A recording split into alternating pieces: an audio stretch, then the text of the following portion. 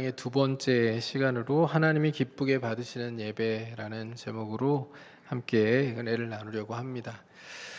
어, 강해를 지난주에도 말씀을 드렸지만 세세하게 모든 항목들을 다 설명할 수 없고 또 예외적인 규정들을 다 다룰 수 없기 때문에 일반적인 규정들을 중심으로 해서 말씀을 나누게 됨을 기억하시고 또 궁금한 것들이 있으시면 언제든지 질문해 주시면 감사하겠습니다. 우리는 주일마다 하나님 앞에 나와서 고백을 하죠. 주님, 제 삶의 주인은 주님이십니다. 주님이 왕이십니다. 이렇게 고백합니다. 그런데 예배당 문을 열고 나가면 그 고백과 삶이 계속 유지가 되지 않을 때가 너무나도 많습니다. 중요한 결정을 내리는 순간이 되면 언제나 내가 다시 주인이 되고 또 기도하면서도 누군가를 미워하는 마음은 여전히 내려놓지 못하고 또 돈이나 시간이나 자녀의 문제는 하나님 앞에 온전히 맡기지 못하는 것이 우리의 모습일 때가 너무 많습니다. 예배는 하나님 앞에서 변함없이 오늘도 드렸는데 삶은 여전히 내가 움켜쥐고 있는 것 같이 그렇게 살아갈 때가 너무나도 많은 것이 우리의 모습인 것이죠. 그래서 오늘 이제 번제와 또 소제에 대한 부분들을 우리가 살필 텐데요. 오늘 말씀이 우리에게 묻는 겁니다. 너는 하나님께 예배에 1시간만 드리고 있느냐, 아니면 내 삶 전체를 하나님 앞에 드리고 있느냐. 이것을 오늘 번제와 소제라고 하는 이 제사를 통해서 하나님께서 우리에게 묻고 계시는 겁니다.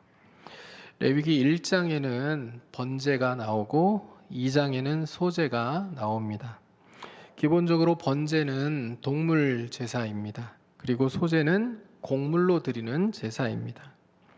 번제가 먼저 우리를 부르신 하나님께 하나님이 정하신 방법대로 나아가며 우리의 전부를 하나님께 드리는 예배를 보여준다고 한다면, 소제는 우리가 그렇게 하나님 앞에 드린 고백이 우리의 일상 속에서 어떻게 현실로 반영되어지고 드러나야 하는지를 보여주는 그런 제사라고 얘기할 수가 있습니다. 그래서 오늘 말씀을 통해서 우리는 하나님께서 받으시는 예배가 어떤 예배인지, 그리고 우리의 예배가 어떻게 이 예배당을 넘어서서 삶 전체로 이어져야 하는지를 살펴보는 그런 시간을 갖기를 소원합니다. 먼저 번제에 대한 부분을 우리가 살필 텐데요. 번제는 이렇게 우리에게 말을 합니다. 하나님은 우리의 전부를 받으신다라고 얘기합니다. 레위기 1장에 가장 먼저 나오는 것이 이제 번제라고 하는 제사인데, 번제의 히브리어의 이름은 올라라고 하는 이름입니다. 올라가 이제 우리말로 번역해도 올라가다라는 뜻이에요. 올라가다라는 그 의미의 동사인 알라에서 나온 동사인데, 문자적으로 그대로 번역하면 올라가는 것을 의미합니다. 올라가는 것. 제물이 제단 위에서 불살라져서 향기로운 냄새로, 연기로 하나님께 올라가는 것과 관련하여 붙여진 이름이 바로 이 번제라고 하는 이름입니다. 번제의 가장 두드러진 특징은요, 제물의 일부를 제사장이나 예배자의 몫으로 남기거나 짐 밖에서 불사르는 다른 제사들과는 다르게 제물 전체를, 가죽만 제외하고 제물 전체를 제단에서 하나님께 온전히 올려드린다는 것이 그 특징입니다. 가죽은 제외를 해요. 가죽은 태우지 않고 나머지 모든 부분들은 다 태웁니다. 내장도, 그리고 모든 고기의 각 부분들을 하나도 남김없이 하나님 앞에 다 불태워 드리는 겁니다. 새의 경우에도 모이 주머니와 그 안에 담겨 있는 더러운 것들만 밖에다 내다 버리고 나머지 전체를 제단 위에서 불태워서 하나님 앞에 올려드렸습니다. 왜 이렇게 했을까요, 여러분? 자, 가죽은 왜 뺐을까요? 그러니까 여러분 모든 제사에서 재단 위에서 하나님 앞에 제물을 드릴 때는 가죽은 반드시 제외를 했어요. 왜 가죽은 제외를 했을까요? 가죽을 태우는 경우들이 있긴 했어요. 짐 밖에서 가죽까지 다 태워서 드리는 속죄제의 일부가 있기는 했지만, 이 가죽은 제단 위에서는 절대 태우지 않았습니다. 이유는 뭐냐면 너무 지금 심오하게 생각하시는 것 같아요, 여러분들이. 가죽을 태우지 않는 이유는요, 잘 안 타니까예요. 잘 안 타고 냄새가 심하게 나고, 가죽을 태웠을 때 소각하는 게 이 향기로운 냄새로 하나님 앞에 올려드려져야 될 이 제사가 가죽을 태우는 것 때문에 이 연기와 또 고약한 냄새로 인하여서 오히려 방해가 될 수 있으니 가죽은 태우지 않고 제사를 집례하는 제사장의 몫으로 일반적인 경우에 드려지게 되었다는 것을 우리가 생각해 볼 필요가 있어요. 어찌되었건 이 번제는요, 하나님께 일부를 드리는 제사가 아니라 전부를 드리는 제사를 의미했습니다. 정리해보죠. 먼저 하나님이 부르셨어요. 지난주 우리가 살폈잖아요. 누가 먼저 부르셨어요? 하나님이 우리를 먼저 부르셨죠. 그리고 속죄, 죄를 씻을 수 있는 길을 하나님이 먼저 여셨어요. 그리고 하나님이 여신 그 길을 기쁨으로 받아들이는 사람들이 하나님이 정하신 방법대로예요. 하나님이 정하신 방법대로 그 속죄의 길을 걸어가게 하는 것이 제사 제도예요. 번제는 그런 의미를 가지고 있어요. 하나님이 정하신 방법대로 죄를 씻으며 하나님 앞으로 나아가는 거죠. 그러면 하나님께서 하나님이 정하신 방법대로 그 속죄의 길을 걸어오는 그 제사자들을 기쁘게 받아주시고 그 죄를 씻어주시고, 거룩하신 하나님께서 그 죄인인 제사자와 그 죄를 씻어주시고 거룩하다 여겨주셔서 함께 동행하시는 삶을 살아가게 만드시는 것, 그것이 제사 제도 안에 담겨 있는 의미라는 거예요. 근데 여러분, 이 번제라고 하는 제사는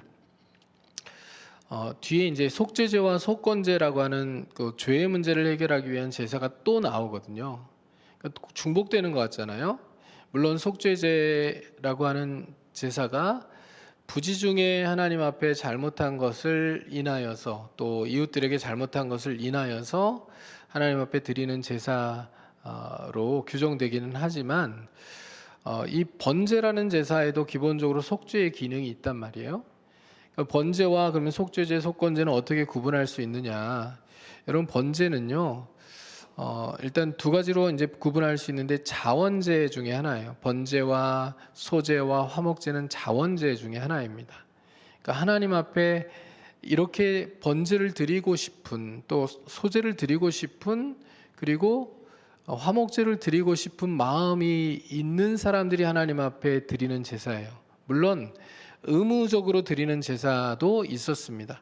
그러니까 이스라엘 백성들이 기본적으로 하나님 앞에 매일 아침 상번제, 그리고 저녁 때도 상번제를 드려야 됐잖아요. 그리고 절기 때가 되면 번제를 하나님 앞에 반드시 드려야 됐거든요. 번제가 가장 기본적인 제사이기 때문에. 근데 왜 이제 의무적인 부분에 있어서도 번제를 드리고, 그리고 자원하는 마음으로도 번제를 드리느냐? 이것은 이 번제가 죄를 속하는 그 속죄의 범위가, 여러분, 우리가 죄성을 가지고 살아가는 인간이잖아요. 그러다 보니까 이 죄성 때문에 짓는 죄악들이 많은 거잖아요.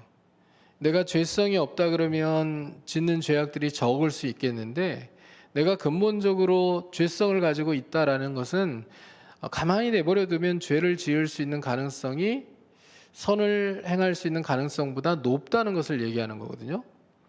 그러니까 이 죄성의 문제, 사실 원죄의 문제라고 그 신약으로 넘어오면 이제 정리가 되어서 이야기를 하지만, 이 죄성의 문제, 그리고 죄성의 문제로 인하여서 내가 지을 수 있는 모든 죄악에 대하여서 기본적으로 하나님 앞에 용서를 구하며 나아가는 제사가 바로 이 번제의 예배라는 제사였다라는 것으로 여러분 이해하시면 될 것 같아요. 그러니까 우리도 동일하게 죄성을 가지고 삶을 살아가잖아요.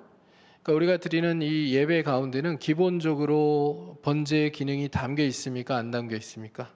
담겨 있죠. 우리가 죄성을 가지고 세상을 살아가면서 오늘 장로님도 기도하셨지만 우리 언행 심사를 통하여서 하나님 앞에 영광을 돌려야 되는데 그렇게 하나님께 영광을 돌리지 못하고 죄를 짓고 살아가는 경우에 대해서 기본적으로 하나님 앞에 나아올 때 이 죄성의 문제로 인하여 짓게 되는 모든 죄악들에 대하여서 하나님 앞에 용서를 구하며 나아오는 거죠. 그렇죠?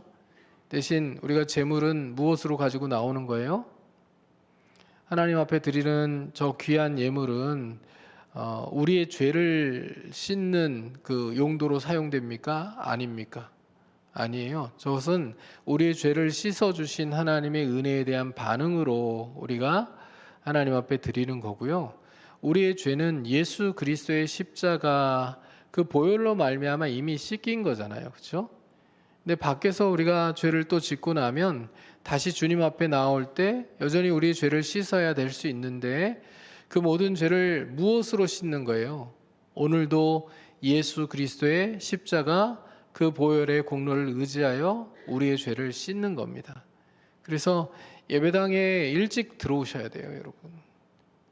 딱 시간에 맞춰서 들어오셔가지고 헐레벌떡 이 숨이 가쁜 몰아쉬면서 예배를 드리는 게 아니라 예배당에 들어오셔서 하나님 앞에 먼저 우리의 죄를 씻기 위하여 십자가에서 우리를 사하시고 또 십자가의 보혈을 통하여 우리를 구원하신 주님께 감사를 드리고 또 십자가의 길을 열어주신 하나님께 감사를 드리며 우리의 죄악들을 씻어내고 정결한 마음으로 하나님 앞에 예배를 드릴 수 있도록 우리가 기도하며 하나님 앞에 서야 하는 거예요. 그래서 정말 5분이라도 10분이라도 먼저 들어오셔서 하나님 앞에 경건하게 마음을 모으고 기도하며 은혜를 구하는 그런 모습이 하나님이 기쁘게 받으시는 예배자의 모습임을 꼭 기억하시고 그렇게 주님 앞에 서실 수 있기를 주님의 이름으로 부탁을 드립니다. 자, 주목할 것은요, 이 시스템이에요. 자, 우리가 제물을 하나님 앞에 드렸기 때문에 우리가 용서를 받는 겁니까? 아니면 하나님께서 먼저 부르시고 속죄의 길을 여셨기 때문에 우리가 하나님께 나아갈 수 있는 겁니까? 여러분, 하나님께서 먼저 속죄의 길을 여시고 우리가 하나님 앞으로 나아갈 수 있도록 하셨기 때문에 우리가 하나님께로 나아갈 수 있는 거예요. 그러니까 우리가 하나님이 이 길을 여시지 않았다면요, 아무리 좋은 제물을 준비하고 하나님 앞에 나아가려고 하더라도 하나님 앞에 갈 수가 없어요. 그러니까 우리의 부르심 자체가 먼저 은혜로 시작되었다는 것을 기억하고 그 은혜에 마땅히 반응하는 사람들이라면 하나님께서 여신 속죄의 길을 하나님이 정하신 방법대로 그렇게 나아가 하나님을 영화롭게 해드리고 하나님께 향기로운 제사를, 향기로운 냄새가 되는 하나님이 기쁘게 받으시는 예배를 드리는 하나님으로 서야, 하나님의 백성으로 서야 하는 것이 마땅한 것이라는 것을 우리가 잊지 않을 수 있기를 간절히 소원합니다. 3절과 4절 말씀을 한번 같이 읽어보겠습니다. 그 예물이 소의 번제이면 흠없는 수컷으로 회막문에서 여호와 앞에 기쁘게 받으시도록 드릴지니라. 그는 번제물의 머리에 안수할지니 그를 위하여 기쁘게 받으심이 되어 그를 위하여 속죄가 될 것이라. 자, 이제 이 소의 경우가 나왔는데 뒤를 보면 이제 양이나 염소의 경우가 또 이어지고 비둘기의 경우도 이어지거든요. 근데 이 경우들은 다 세세하게 살펴보진 않고 큰 의미들만 생각해 보려고 합니다. 하나님이 기쁘게 받으시는 예배는 내가 무엇을 드렸느냐는 것이 더 중요한 게 아니에요. 자, 제가 지난주에도 말씀드렸잖아요. 소를 드릴 수 있는 사람은 소를 드려야 하고 양이나 염소를 드릴 수 있는 사람은 양이나 염소를 드려야 하고 비둘기를 드릴 수 있는 형편의 사람은 비둘기를 드리면 됐다는 거죠.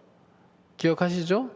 근데 소를 드릴 수 있는 사람이 비둘기를 드리면 돈을 아끼려고, 양이나 염소를 드릴 수 있는 형편의 사람이 돈을 아끼기 위해서 비둘기를 드리면 그것은 돈보다 하나님을 더 사랑하는 행위가 아니잖아요. 돈을 하나님보다 더 사랑하는 행위가 되기 때문에 이렇게 드리는 예배는 오히려 하나님께 죄가 되는 거예요. 그렇죠? 하나님이 기쁘게 받으시는 제사가 되지 않는다는 얘기예요.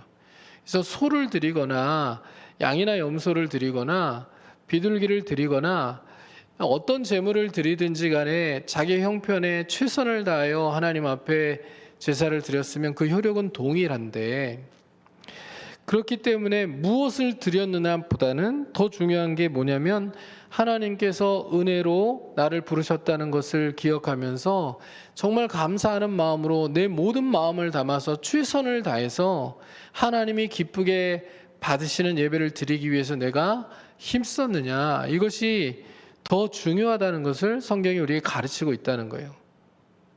자, 우리가 예배당 안에 이렇게 앉아 있습니다. 이렇게 겉으로 볼 때는 많은 경우는 잘 드러나지 않습니다. 왜냐하면 저는 여러분의 속마음까지 감찰할 수 있는 능력을 가진 사람이 아니기 때문에 겉으로 볼 때는 잘 드러나지 않습니다. 드러나는 경우가 가끔 있기는 합니다.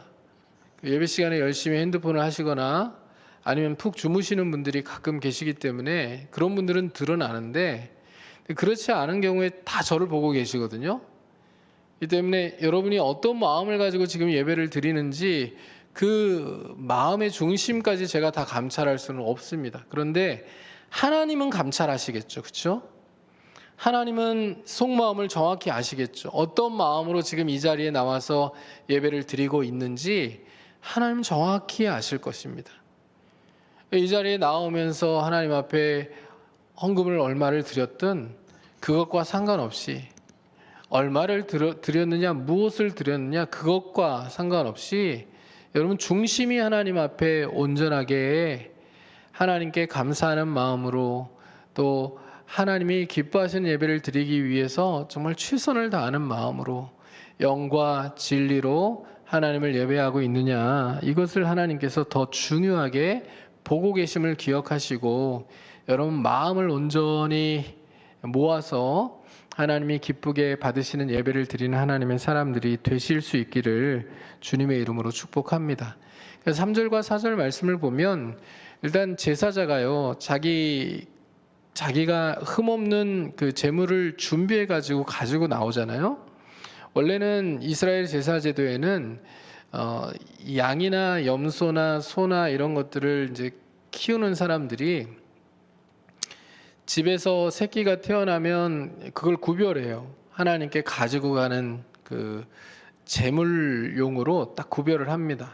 그래서 이것을 이제 고르반이라고 불러요. 가까이 하나님께 가지고 가기 위해서 준비해 놓은 하나님의 것이에요.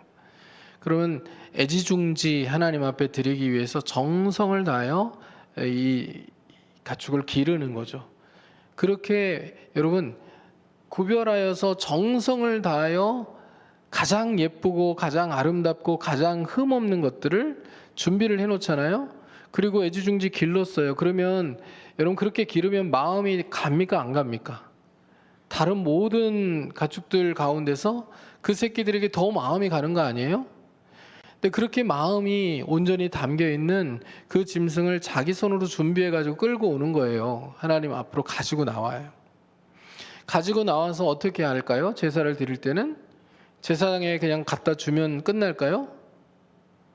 여러분 번제 규정을 집에 가서 다시 자세히 읽어보시면 제사자가 해야 되는 역할과 제사장이 해야 되는 역할이 나눠져 있어요. 그러니까 우리는 생각할 때 이 제물을 갖다가 정성껏 준비해서 흠없는 그 제물을 제사장에 갖다 주면 다 끝나나 보다 이렇게 생각할 수 있겠지만, 제사장이 하는 역할들은요, 피를 받아 제단 사방에 뿌리는 것과 그 다음에 제물들을 태우기 위해서 나무를 준비해 놓는 것, 그리고 불을 준비해 놓는 것, 그 다음에 제사자가 가지고 온 그 제물들을 제단 위에 올려서 태우는 역할을 감당을 했어요. 자, 그러면 나머지는요, 짐승을 누가 잡아요? 짐승을 누가 잡습니까? 양이나 염소를 누가 죽여요?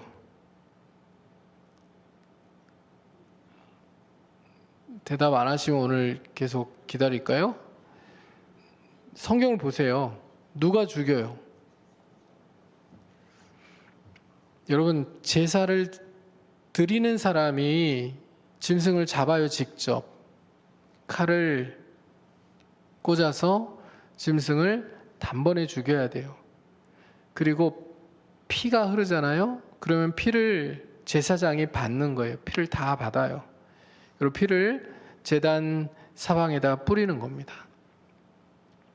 피는 생명이라고 하나님께서 피를 함부로 다루지 못하게 하셨기 때문에 피를 다루는 일을 제사장이 하는 겁니다. 그리고 이제 피가 다 빠진, 피를 다 뺀 그 제물은 어떻게 할까요? 그 다음 뭘 해야 될까요? 가죽을 벗겨야죠. 가죽을 벗기는 일은 누가 합니까? 제사를 드리는 사람이 하는 거예요. 가죽을 벗겨요. 그 다음에 내장을 다 끄집어내서 씻겠죠. 내장도 태워야 되니까 전부 씻습니다. 그 다음에 어떻게 할까요? 각을 떠요. 각을 뜬다는 얘기는 잘 탈 수 있게 짐승을 벌려놓는 것을 의미하는 거거든요. 각을 떠요. 누가 해요? 다? 제사를 드리는 사람이 해요. 자, 이 모든 이제 제물을 잡는 절차를 하기 전에 제사자가 먼저 하는 게 있습니다. 제사장 앞에서 자기가 가져온 제물 위에 손을 얹고 안수를 하는 거예요. 여러분, 이 안수는 학자들마다 여러 견해가 있지만 이렇게 이해하시면 돼요. 제일 중요한 의미는 자기와 이 제물을 동일시하는 겁니다.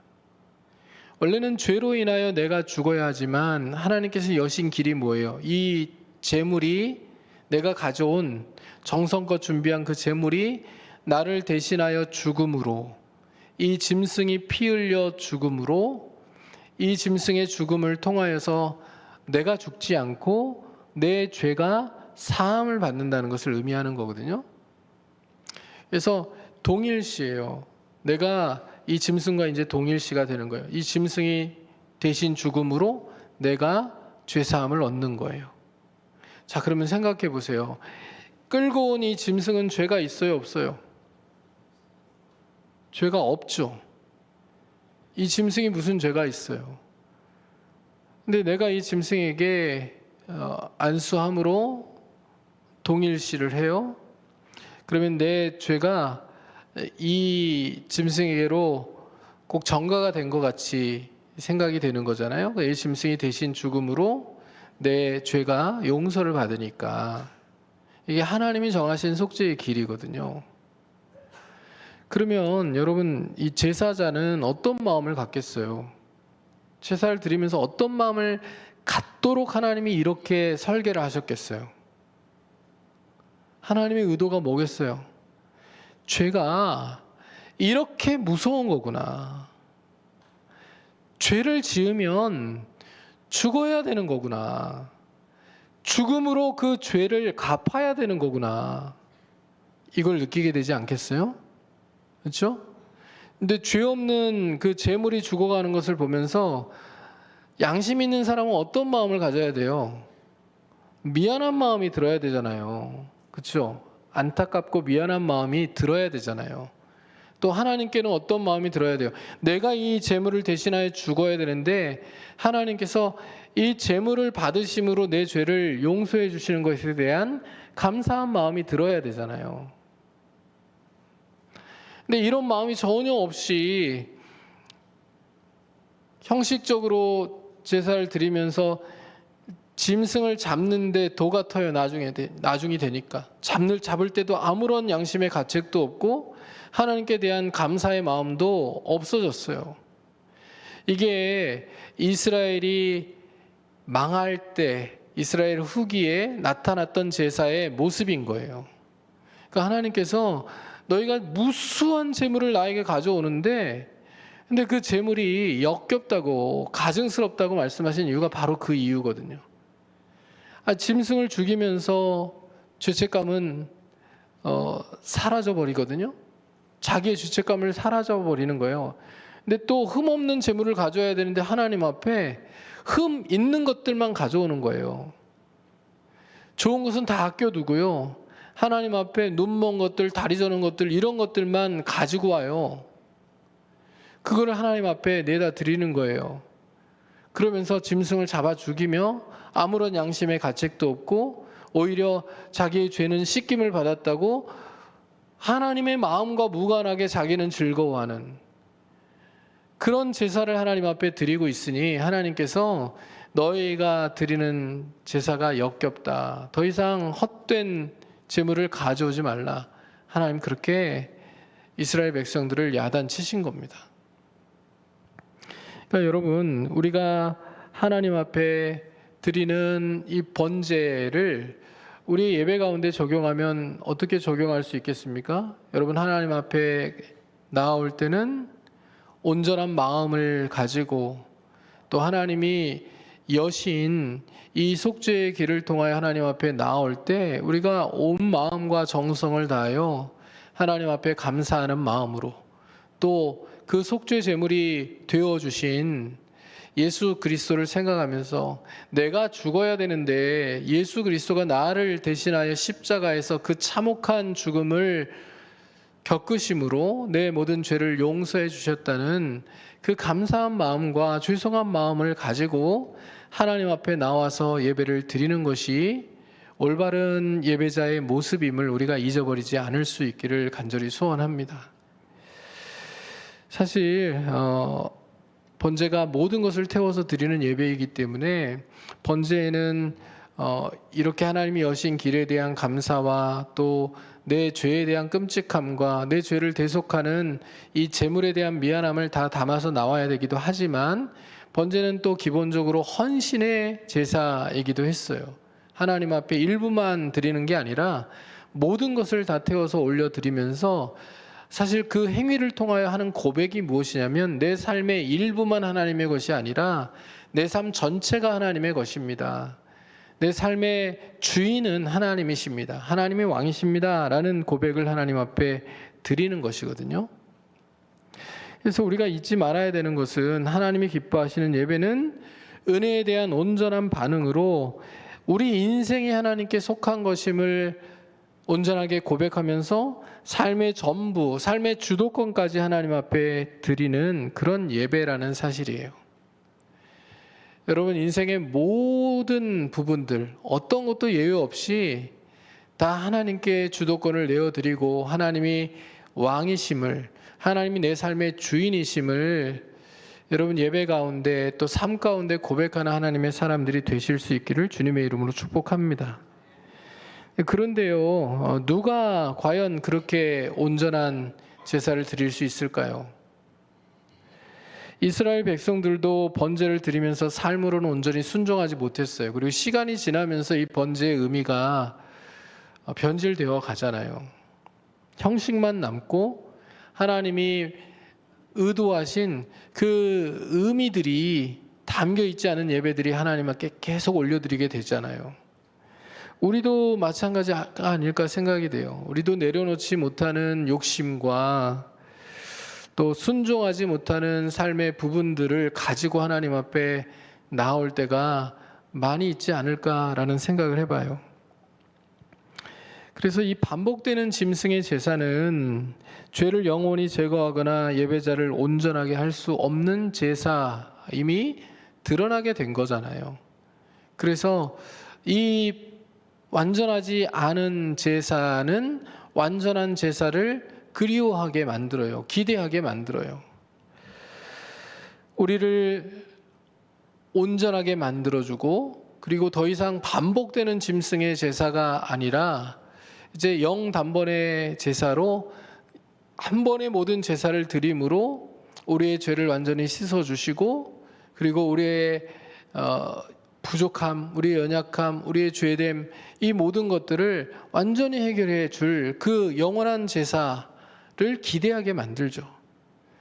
그리고 그 제사를 이루기 위해서 주님께서 이 땅에 내려오셔서 스스로 제물이 되어주시고 또 스스로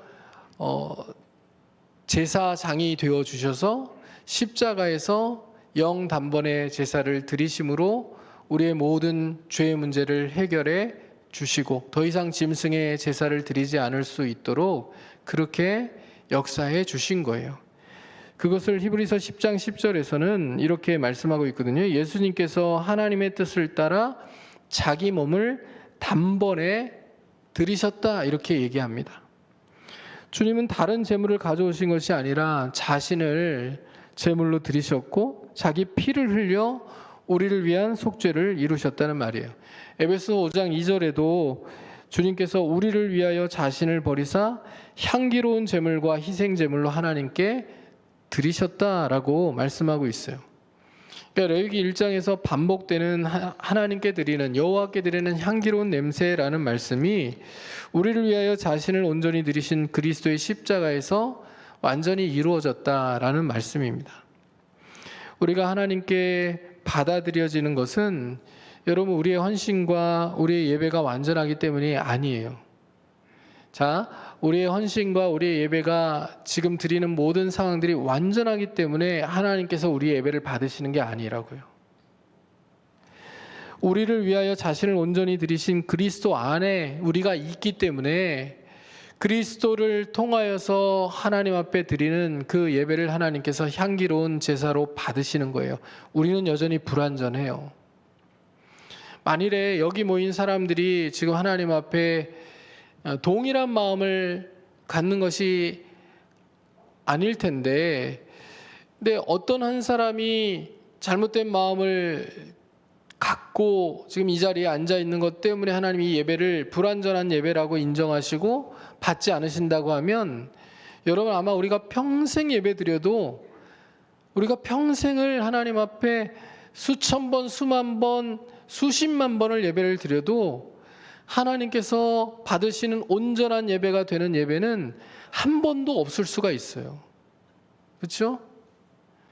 그런데 여러분 우리가 드리는 예배가 하나님께 연락되는 예배가 되는 이유는요, 우리가 그리스도 안에 있고 하나님께서 여신 속죄의 길인 예수 그리스도의 십자가를 통하여 하나님 앞에 나아가 하나님의 은혜를 구하고 있기 때문에 그래요.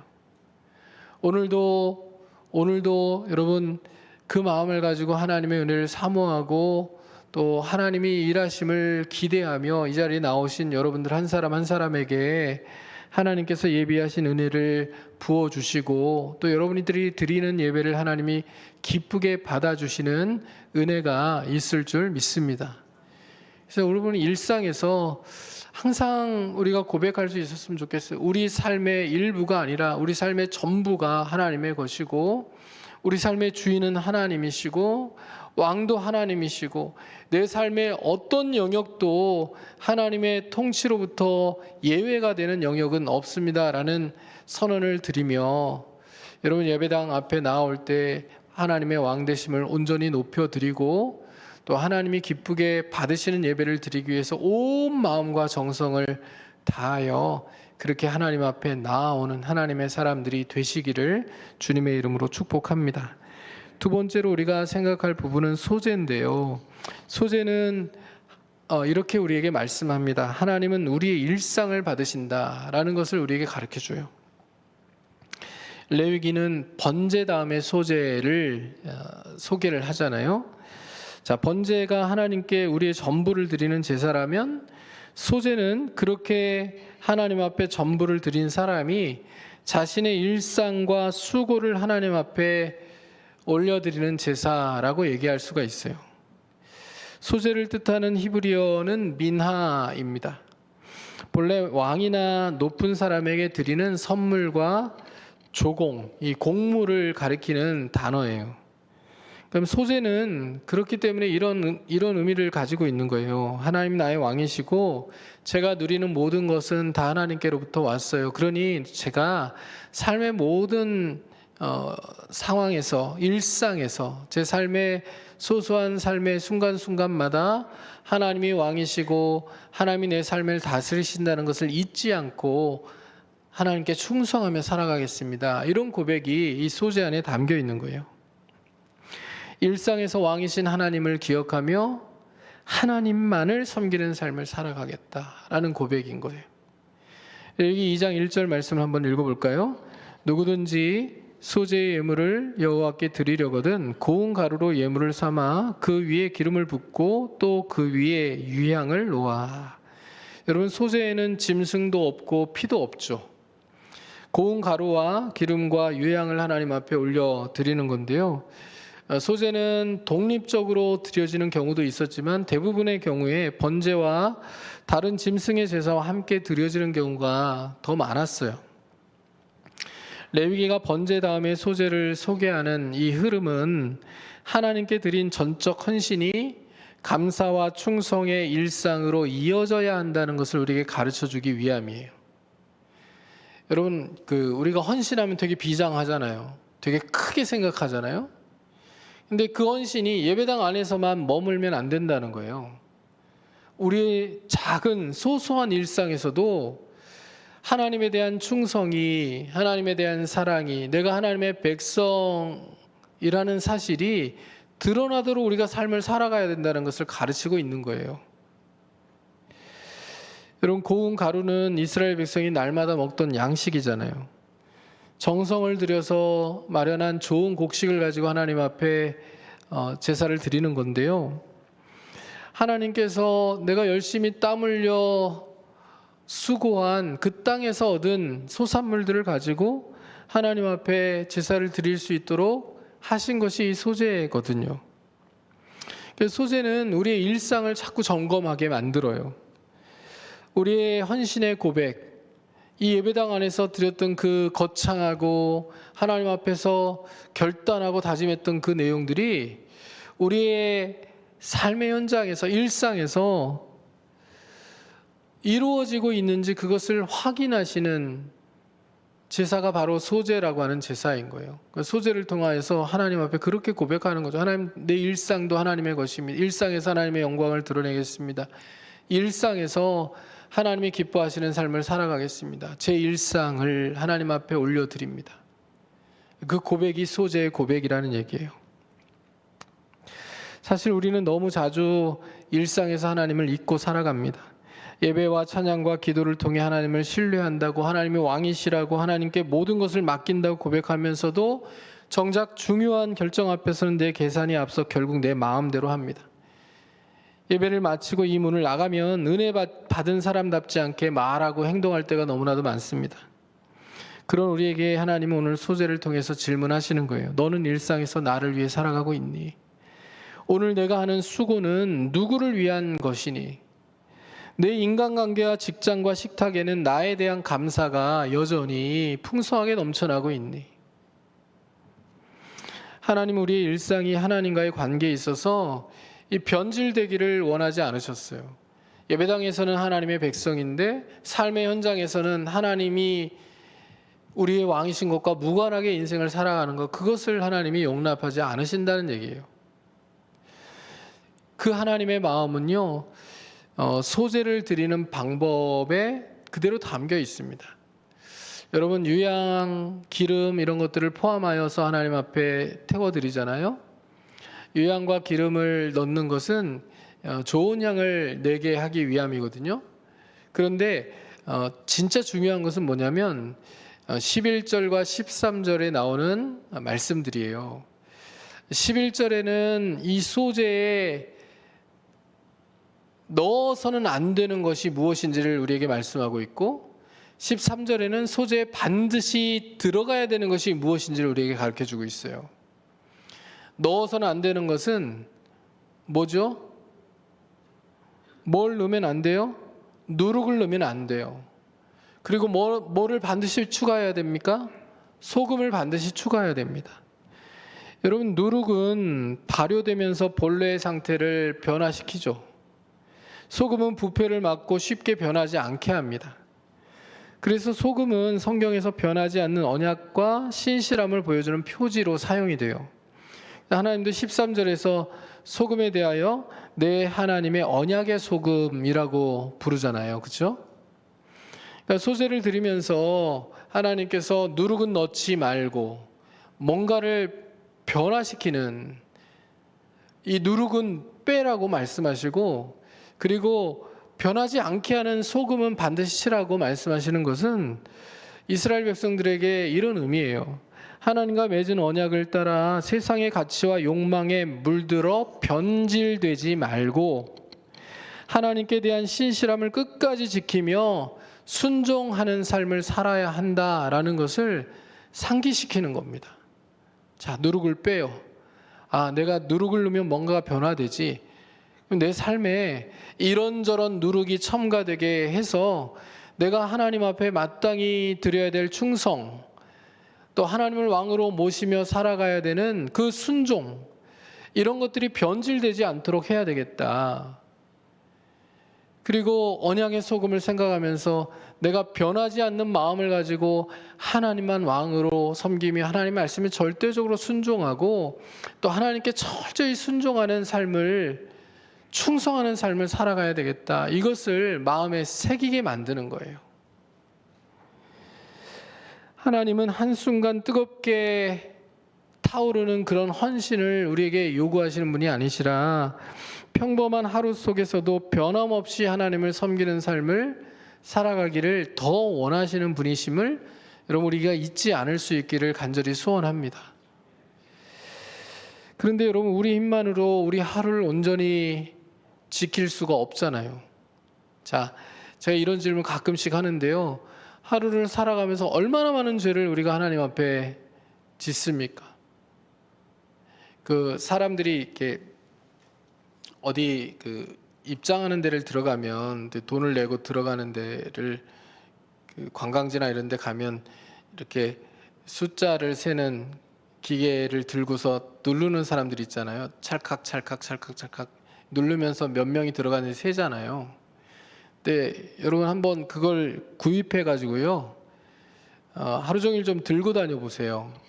그러면서 내가 하나님 앞에 죄를 지었다, 죄된 마음을 먹었다, 혹은 누구에게 거짓말을 했다, 혹은 누구의 마음을 상하게 하는 말을 했다, 이런 순간순간마다 한 번씩 눌러보세요. 이렇게 안 하실 거죠?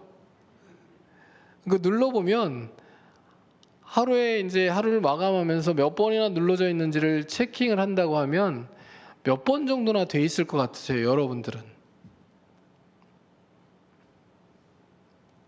0 이렇게 돼 있을까요? 그분은 교회 안 나오셔도 될 것 같아요. 이미 그 예수님의 경지에 이르신 분이기 때문에. 성자죠. 그런 사람이 있을까요?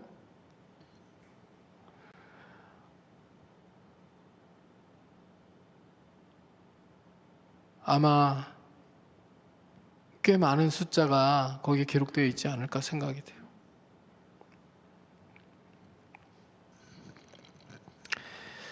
우리는 눈물로 결단하고도 일상에서는 자주 넘어질 수밖에 없는 그런 존재들입니다.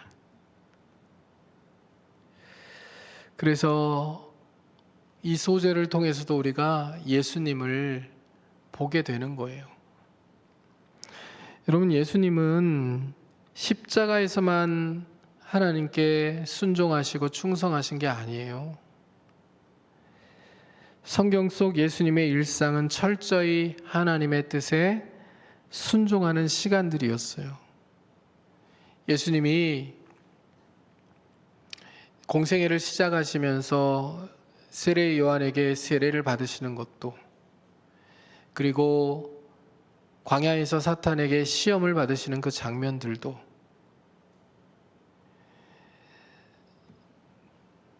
순간순간 자기 능력을 자기 욕심과 자기 만족을 위해서 사용하라고 하는 수많은 도전들 앞에서 예수님 마음을 지키시는 일들도 다 하나님의 뜻이 무엇인지를 헤아리시면서 하나님의 뜻대로 순종하고 또 하나님이 기뻐하시는 일들을 이루시기 위하여서 하나님께 충성한 그런 시간들이었다는 거예요. 예수님의 모든 일상도 하나님의 뜻에 순종하고 또 하나님을 온전히 섬기는 하나님의 아들로서의 충성을 그렇게 다 하는 시간들로 채워져 있는 일상이었다는 얘기예요.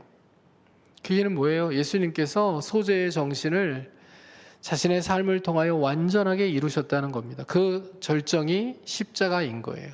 십자가에서까지 자기의 뜻을 내려놓고 하나님의 뜻에 철저히 순종하시고 충성하심으로 우리를 구원하시는 그 속죄의 길을 온전히 여신 거죠. 그렇게 우리가 예수님을 통하여서 우리의 일상도 하나님 앞에 그렇게 드려지기를 소망하고, 주님이 우리와 함께 하시면, 또 주님의 성령이 우리와 함께 하시면, 우리 속에 충만하게 역사하시면 지금보다 더 조금은 낫게 하나님께 충성하며 또 하나님의 말씀에 순종하는 삶을 살아갈 수 있다는 것을 생각하고, 그렇게 성령의 충만함과 또 주님의 인도하심을 구하는 삶을 살아가야 함을 저와 여러분이 기억하며 나아갈 수 있었으면 좋겠어요. 히브리서 13장 16절은 우리에게 이렇게 말씀하거든요. 선을 행하고 서로 나누며 하나님께서 기뻐하신 제사를 일상에서 드려야 된다라는 것을 우리에게 강조해서 말해요. 선을 행하고 서로 나누면서 하나님께서 기뻐하시는 제사를 드리는 것, 그것이 우리가 일상에서 하나님 앞에 드려야 하는 소재인 거예요. 여러분, 예배당에서 드린 이 고백이 우리 일터와 또 우리의 식탁과 우리의 가정과 우리 인간관계로 이어져 갈 수 있기를 간절히 소원합니다. 여러분, 기억하십시오. 하나님은 우리의 특별한 순간만 받으시는 분이 아니라 우리가 하나님의 백성답게 살아내는 평범한 하루를 기억하시고 또 원하시고 기쁘게 받으시는 분이라는 것을 잊지 않을 수 있기를 소망합니다. 이제 말씀을 마칩니다. 번제는 우리의 전부가 하나님의 것이라고 고백하게 하고요, 소제는 그 고백이 우리의 평범한 하루 속에서 드러나야 한다고 분명히 말씀합니다. 그러나 우리가 자신을 온전히 드려야 하나님께 받아들여지는 것은 아니라고 여러분 생각하실 수 있었으면 좋겠어요. 예수 그리스도께서 먼저 우리를 위하여 자신을 온전히 들으셨고, 우리는 그리스도 안에서 받아들여진 사람들이잖아요. 그렇기 때문에 우리의 헌신은, 우리가 이렇게 번제를 드리고 소제를 드리는 것을, 그 정신들을 우리의 일상에서 살아내는 것이 사랑받기 위한 몸부림이 아니에요. 하나님께 사랑받기 위해서 우리가 번제의 정신을 가지고 예배를 드려야 된다, 하나님께 사랑받기 위해서 우리가 소제의 정신을 가지고 일상에서 하나님께 순종을 다하고 또 충성을 다하는 삶을 살아가야 돼, 그 얘기가 아닙니다. 이미 우리가 사랑받은 존재들이고 이미 우리가 은혜 받은 자들이에요. 그렇기 때문에 그 은혜에 대한 반응으로, 그 사랑에 대한 반응으로 우리가 하나님께 번제의 정신을 가지고 예배를 드릴 수 있어야 되고, 소제의 정신을 가지고 일상을 하나님 앞에 올려드릴 수 있어야 한다는 거예요. 이제 우리 자신에게 질문하며 또 대답하며 말씀을 마쳤으면 좋겠습니다. 나는 예배 1시간, 이 시간을 드리는 것으로 하나님께 할 모든 신앙생활의 의무를 다했다고 생각하며 살아가고 있지는 않은지, 찬송과 기도는 드리지만 삶의 결정권은 여전히 내가 붙들고 있지는 않은지, 하나님은 우리의 마음과 시간과 물질과 관계와 일상을 받기를 원하시는데 나는 정말 그렇게 살아가고 있는지 질문해 볼 수 있기를 원합니다. 그리고 하나님 앞에 기도하면 좋겠어요. 이번 한 주간 예배당에서 드린 이 모든 고백이 삶으로 이어질 수 있도록 도와달라고, 주일에 찬송이 월요일에 내 삶의 정직한 삶으로 이어져 갈 수 있도록 도와주시고, 또 내 입술의 기도가 가정과 일터에서 하나님 앞에 드리는 순종으로 충성으로 이어져 갈 수 있도록 도와달라고 기도하며 하나님 앞에 설 수 있는 저와 여러분이 되기를 간절히 소원합니다. 여러분, 하나님께서 원하시는 제사는 우리가 통회하는 마음과 상한 심령으로 하나님 앞에 나아가는 거잖아요. 그러나 하나님께서 여신 속죄의 길을 인하여서 하나님 앞에 너무 감사한 마음으로, 우리 주님께 감사한 마음과 너무 죄송스러운 마음을 가지고 다시는 죄의 노예가 되지 아니하고 하나님의 자녀로, 하나님의 백성으로 그렇게 삶을 살아가겠다는 그 고백을 담아서 온전한 예배를 올려드리고 최선을 다하여 영과 진리로 예배를 드리면서, 그런 예배가 이 예배당 안에서만 끝나는 것이 아니라 내 일상이 하나님께 온전한 충성과 순종으로 채워져가는 삶의 예배가 되기를 소망하면서 그렇게 살아가는, 정말 하나님이 모든 생애를 통하여서, 모든 생애 모든 순간을 통하여서 영광을 받으시는 그런 삶의 예배자로 우리 한 사람 한 사람을 생각하시고 기쁘게 받으시는 그런 예배자들로 하나님 앞에 서는 저와 여러분이 될 수 있기를, 또 우리 대성교회 공동체가 될 수 있기를 주님의 이름으로 축원합니다. 자, 말씀을 생각하면서 우리 찬양하고 기도하는 시간 갖기를 원합니다.